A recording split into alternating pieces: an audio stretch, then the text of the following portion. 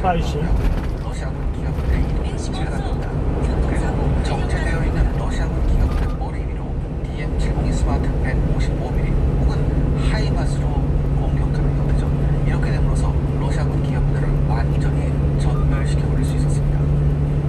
또한 곳곳에 숨어있는 러시아군 전차를 드론으로 찾아내 하이마스로 공격하거나 스위치 블레이드 잠복 드론이나 사제 드론을 잠복 드론으로 개조해서 쓰기도 했죠. 또한 폭탄 투하가 가능한 드론으로 공격해 전과를 올리고 있습니다. 문제는 러시아군도 완전히 같은 방법을 쓴다는 거죠. 러시아군 역시 동일한 무기 체계를 보유하고 있습니다. 이번 우크라이나군의 반격에서 러시아군은 람스와 유사한 9M27K2 지뢰살 포탄을 이용해 우크라이나군 기업들을 고립시켰습니다. 그리고 레이저 유도 포탄인 크라스노폴과 란센 잠복 드론 그리고 BM-27 방사포동을 이용해 고립된 우크라이나군 기업들을 공격해 괴멸을 시켰죠. 즉 고전적인 전차전보다는 첨단 포병무기와 드론을 이용해 전차 등 기갑 차량을 파괴하는 비율이 훨씬 높아진 겁니다. 약 1km 이번 러시아 앞에서 우크라이나들의 양쪽으로 양상을 직진 보면요, 후 다시 전차를 만나는 비롯한 기갑 도로입니다. 차량들이 얼마나 쉽게 대량으로 갈려나갈 수 있는가를 여실히 보여주고 있습니다. 이제 전차와 기갑 차량은요, APS 능동 방어 장치 없이는 도저히 전투를 칠 수 없는 지경에 약 이르렀고요. 500m 앞 정체 불량 APS가 단속 있다 구간입니다. 하더라도 이것이 드론 대응에 취약하다면 역시 한계가 명확합니다. 특히 적 정찰 드론에 포착되면요, APS 못 보고 그냥 약 500m 앞에서 정찰 양쪽으로 드론이 바로 직진 후 다시 포병대의 만나는 위치를 도로입니다. 전송하면 바로 지뢰살 포탄이 날아와 순식간에 기갑부대는 옴짝달싹 못하게 됩니다. 이렇게 된 기갑부대 위로 정밀 유도무기와 잠복 드론이 쏟아지면 이건 속수무책이죠. 그렇다면 이제 전차는 어떻게 살아남아야 할까요? 먼저 대전차 미사일뿐만 아니라 잠복 잠시 후 드론에도 대응이 양쪽으로 가능한 직진 후 능동 다시 방어 만나는 시스템이 도로입니다. 필요합니다. 더욱이 대전차 미사일이나 잠복 드론의 돌입 각도에 상관없이 방어가 가능해야 하죠. 그러니까 여러분들 지금 이제 영상 보셔서 알겠지만 특히 드론 같은 경우에는요, 굉장히 저각도로 오거든요. 저각도, 그러니까 고각이 아니라 저각으로 이제 돌입하기 때문에 이게 대처가 굉장히 힘들어요. 발견하기도 힘들고 이걸 과연 어떻게 방어해야 되느냐 이런 문제가 있어요. 또한 이 APS는요, 1회가 아닌 4, 5회의 교전이 가능해야 한다. 왜냐하면 사방이 드론 천지거든요. 그리고 가능하다면 드론 요격에 특화된 야정 방공 시스템과 반드시 동행해야 합니다. 그러니까 여러분들 미래 전차인 에이브럼 X가 왜 포탑 위에 새로운 경로로 30mm 안내합니다. 무인 기관 포탑을 설치했겠습니까? 그만큼 전차 선진국들도 드론 대처에 고민이 깊다는 얘기입니다. 그리고 무엇보다도 제공권 장악이 절실합니다. 일단 하늘을 지배해야 적 전술기나 공격 헬기가 아군 전차를 위협할 수 없기 때문이죠. 그리고 아군 공격에 침투하는 적 정찰 드론을 사전에 차단할 수 있는 새로운 시스템과 전략이 필요합니다. 드론은 워낙 작고 탐지가 어렵기 때문에 아마 적 정찰 드론 탐지 및 차단이 미래 전쟁의 최대의 관건이 될 것입니다. 그렇다면 최근 전황은 어떻게 되고 있나요? 네, 지난 5월 말부터 사실상 우크라이나군의 반격이 시작되었는데요. 생각보다 러시아군의 방어 진지가 견고해서 우크라이나군이 고전하고 있음을 지난 업데이트 24에서 말씀드렸습니다. 이번 우크라이나군의 반격에서 몇 가지 사례를 살펴보면요, 특히 제공권을 상실한 우크라이나군은 더욱 괴로운 전투를 해야 했었습니다. 전쟁 초반 공격 헬기 운영이 신통치 않았던 러시아군은요, 시간이 지나면서 점차 나아지는 모습을 보였습니다. 특히 카모프 52와 미르 28N 등이 안전한 아군 영공에서 최대 사거리가 14.5km인 LMUR 대전차 미사일을 공격 헬기에서 사용해 만만찮은 전과를 올렸다고 합니다. 이 LMUR 대전차 미사일은 보통 이제 르무르라고 부르기도 합니다. 시리아 내전에서 실전 대비를 한 이 르무르 대전차 미사일은요, 작년 6월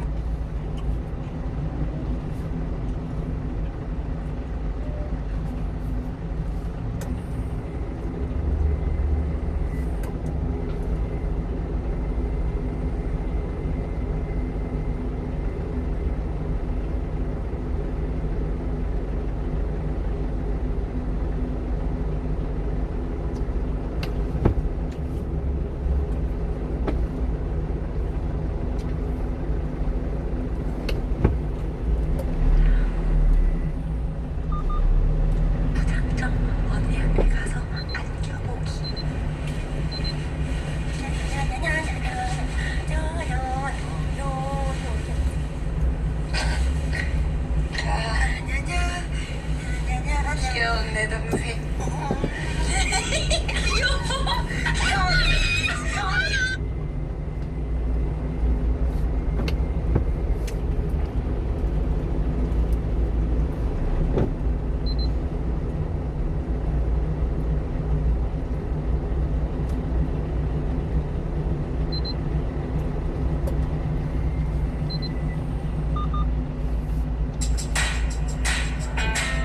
통무좀 있는 분들 많으시죠?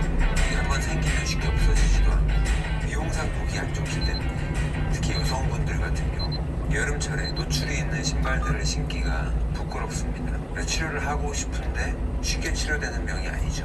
무좀이랑 암이 비슷해요. 제가 암에 대해서 설명드리면서 무좀을 예로 많이 듭니다. 환경이 바뀌지 않으면 그 부위를 아무리 치료해도 암의 경우에는 그것만 떼내봤자 또 생기는 거예요. 무좀도 마찬가지입니다. 또 다른 대표적인 게 헬리코박터 감염이 있죠. 병원에서 약물로 치료를 하면 당장 검사하면 헬리코박터균이 사라지지만 처음에 그 헬리코박터균이 자리 잡았던 환경을 바꿔주지 않으면 또 생겨나는 것과 똑같아요. 그래서 무좀 치료가 어려운데 발톱에 무좀이 생기는 경우는 발톱 밑으로 틈이 생기고 조직의 건전성이 훼손되면 그 틈이 벌어지면 그런 무좀균이 들어가서 한번 자리를 잡고 나면 그 다음부터 치료가 어려운 거예요.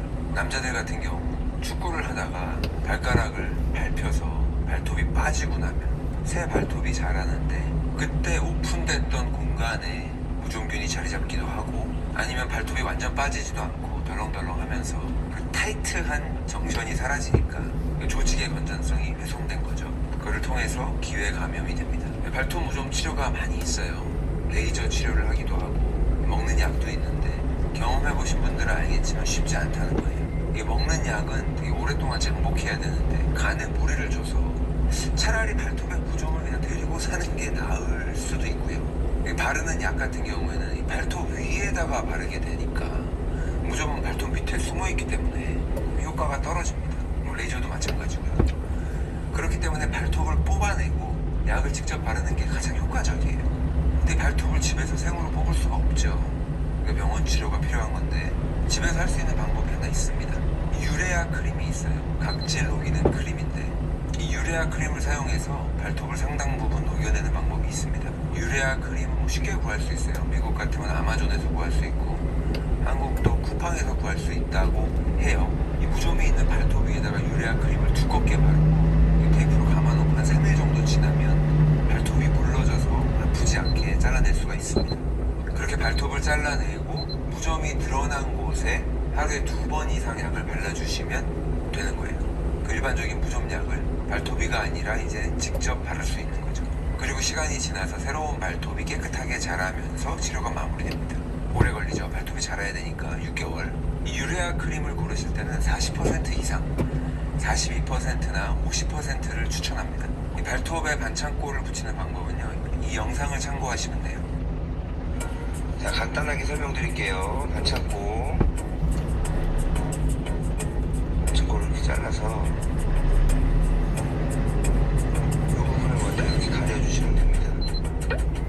그리고 그 다음 얘가 지금 반창고가 너무 얇은데 없어가지고 두꺼운 반창고로 보시면 돼요. 좀 더 두꺼운 걸로 다시 잘라서 이렇게 보트를 만들어주세요. 보이시죠?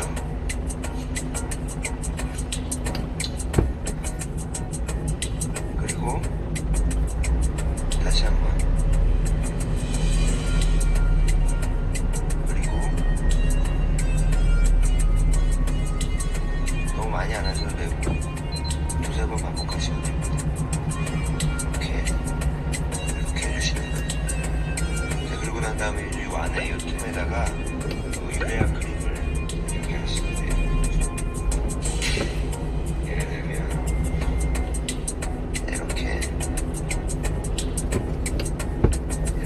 가득 최대한만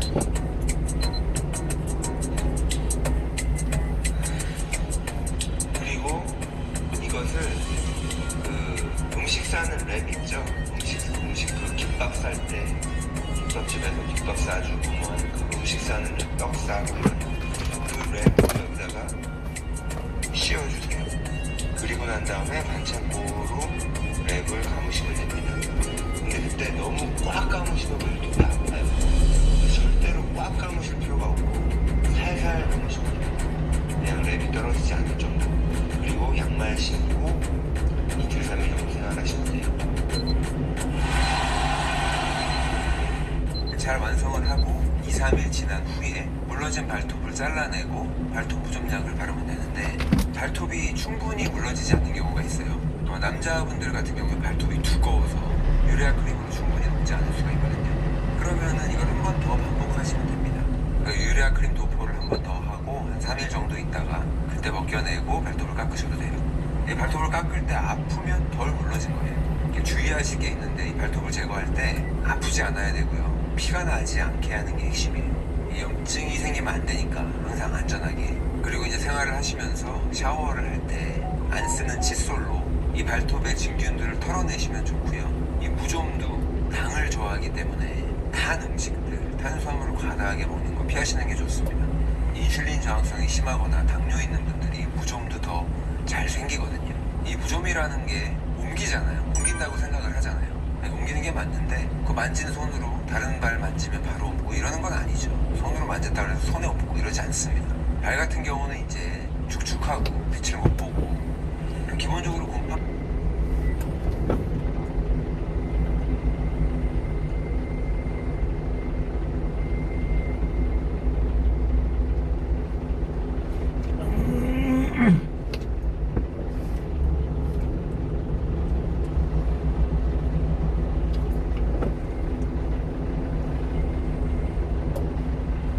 이거 취소하려면 어떻게 해야 됩니까? 키오스크 처음으로 돌아가 드릴게요.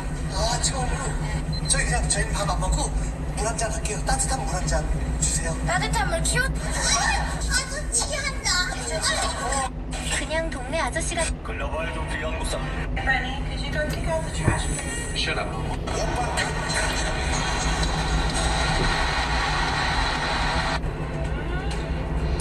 옛날에 한참 남자는 공사를 하던 도중 수화 달게 준비되어 있습니다. 드셔보세요. 하루 둘 다 괜찮아요. 오늘은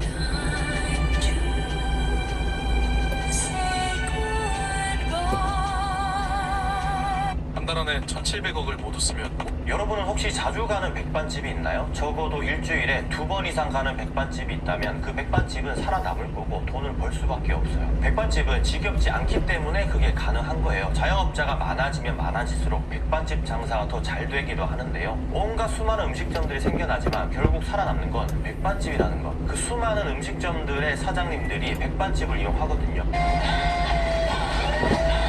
내가 밥보다 면을 더 좋아한다 하시는 분들은 오늘 영상 후회 없으실 겁니다. 최악의 범죄? 이게 바로 고의 여기구나. 남자 여자 되셨죠? 진짜 고생한데. 은비야. 여보세요? 여보세요? 안녕하세요. 저희는 다정한 부부입니다. 저희가 비록 나이 차이는 많이 나지만 저희는 진심으로 사랑하는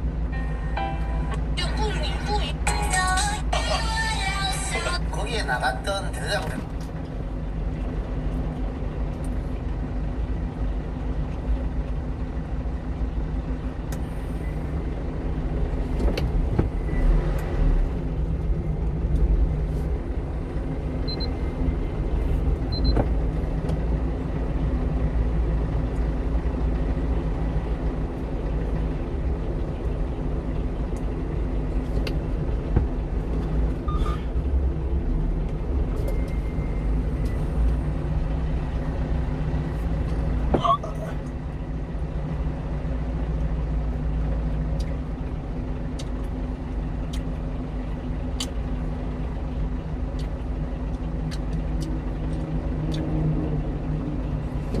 선상님 안녕하세요. 쉬고 있어? 알았어. 오늘은 서울 있을 거요. 끊어요.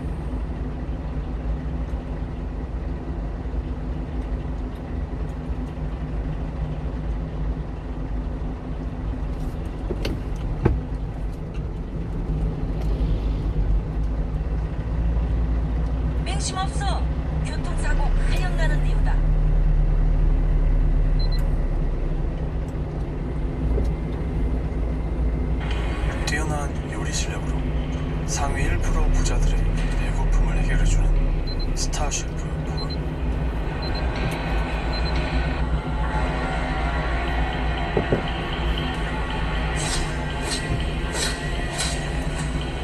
사람 아이씨